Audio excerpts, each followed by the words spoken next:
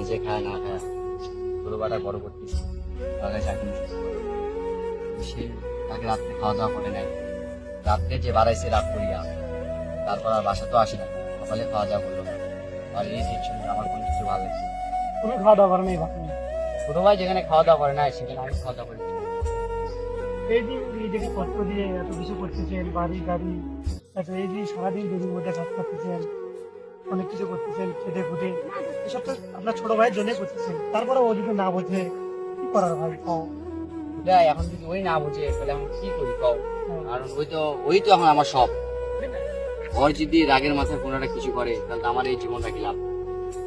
যত খাটনি আছে সব কিছু আমি অভিনয় করি, তাই না? চেহারার যে অবস্থা হচ্ছে ভাই কি বলি, মাঝে মধ্যে গ্রামগঞ্জে যাই, যে তোমাকে দেখি, দেখে অনেক মায়া লাগে ভাই তোমার দিকে।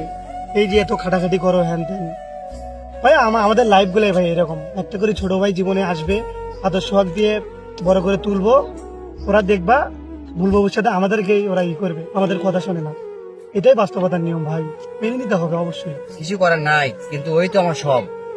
ওই যদি এখন আমার কথাটা না শুনে তাহলে আমার এই কষ্টটা আমি কেমনে কার প্রকাশ করবো? ওই তো আমার কষ্টগুলো বুঝতেছেও না। মেনে নিতে হবে ভাই, এটা বাস্তব। আল্লাহর খেলা বোঝেন নাই, সব মেনে নিতেই হবে আমার ভাই। বেলা তো হয়ে গেল, দুপুরও তো হয়ে গেল, অনেক সময়, অনেক জমির মধ্যে খাটাখাটি করলেন, এখন দুপুরে তো খাওয়া দাওয়া করেন ভাই। চলেন একসাথে খাওয়া দাওয়া করি আজকে। না ভাই, আমি এখন খাওয়া দাওয়া করবো না। চলেন ভাই আজকে খাওয়া দাওয়া করি। না না, কারণ আমার ছোট ভাই বাইরে গেছে, ওই না আসা পর্যন্ত আমি খাই না। তো অবশ্য ঠিক, ছোট ভাই না খেলে বড় হবে না, আদরের এটাই ছোট ভালো। ভাই, কারণ হচ্ছে ওই এমন দিন রাগ করে থাকলেও আমি ওকে হাত দিয়ে তুলি খাওয়াই, সেটা বোঝো। ওই তো এখনো খাই নাই, তা আমি কেমনে খাই?